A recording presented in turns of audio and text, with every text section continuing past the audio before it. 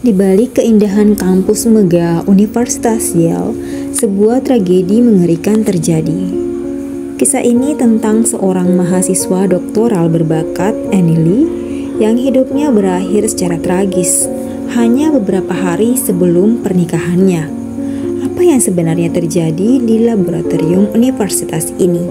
Mengapa seorang wanita muda yang penuh harapan kehilangan nyawanya di tempat yang dianggap aman? Mari kita telusuri kisah tragis ini. Annie Lee atau Annie Mary Lee lahir pada 3 Juli 1985 di Placerville, California. Ia adalah anak perempuan keturunan Vietnam Amerika yang dikenal sebagai siswa yang cerdas dan ambisius. Annie dibesarkan oleh keluarga angkat dan menunjukkan potensi besar sejak muda. Ia mendapatkan beasiswa penuh ke Universitas Rochester, di mana ia memulai perjalanan akademiknya yang cemerlang di bidang biologi. Setelah lulus, Annie melanjutkan ke Universitas Yale untuk mengambil program doktoral di bidang farmakologi. Fokus penelitiannya adalah kanker dan diabetes, dua bidang yang sangat membutuhkan inovasi ilmiah. Di luar kehidupannya di laboratorium, Annie dikenal sebagai pribadi yang penuh energi, optimis, dan memiliki rencana besar. Ia juga tengah bersiap untuk pernikahannya yang direncanakan pada 13 September 2009 dengan Jonathan Widasuki, seorang mahasiswa doktoral dari Universitas Columbia.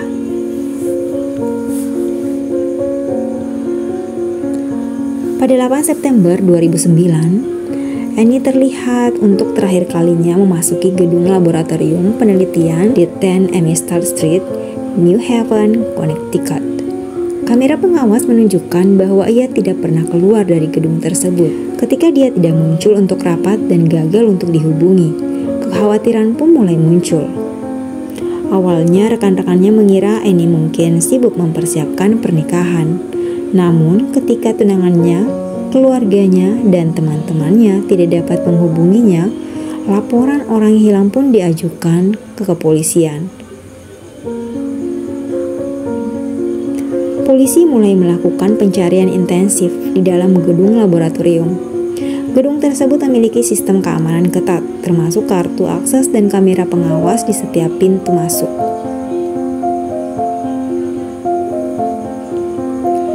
Lima hari kemudian, pada 13 September 2009, tubuh Annie ditemukan dalam keadaan mengenaskan. Ia ditemukan tersembunyi di ruang kecil di belakang dinding laboratorium, dekat ruang mekanik gedung. Tubuhnya dimasukkan ke dalam lubang kecil yang biasanya digunakan untuk peralatan teknis. Hasil otopsi menunjukkan bahwa Annie tewas akibat asfiksia traumatik, yaitu kekurangan oksigen karena kekerasan fisik. Tidak hanya itu, ada indikasi bahwa Annie juga mengalami kekerasan seksual. Penemuan ini mengejutkan semua orang, terutama karena gedung tersebut seharusnya menjadi tempat yang aman untuk penelitian. Siapa yang bisa melakukan tindakan sekeji ini? Penyelidikan intensif dimulai, dan fokus polisi tertuju pada seorang yang memiliki akses ke gedung tersebut. Pelaku akhirnya teridentifikasi sebagai Raymond Clark III, seorang teknisi laboratorium yang bekerja di gedung yang sama dengan Annie. Clark dikenal sebagai orang yang obsesif terhadap kebersihan laboratorium. Ia sering berinteraksi dengan mahasiswa untuk memastikan bahwa protokol kebersihan diikuti. Namun, di balik sikap profesionalnya, ada sisi gelap yang akhirnya terungkap.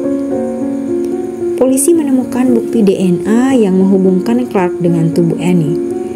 Selain itu, catatan kartu akses menunjukkan bahwa Clark berada di lokasi yang sama dengan Annie pada saat-saat terakhir sebelum ia menghilang. Clark ditangkap pada 17 September 2009 dan pada tahun 2011 ia mengaku bersalah atas tuduhan pembunuhan dan kekerasan seksual.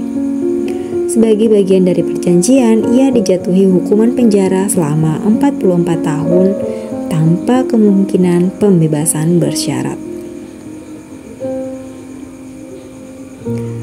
Tragedi ini mengguncang publik, terutama komunitas akademik di Universitas Yale.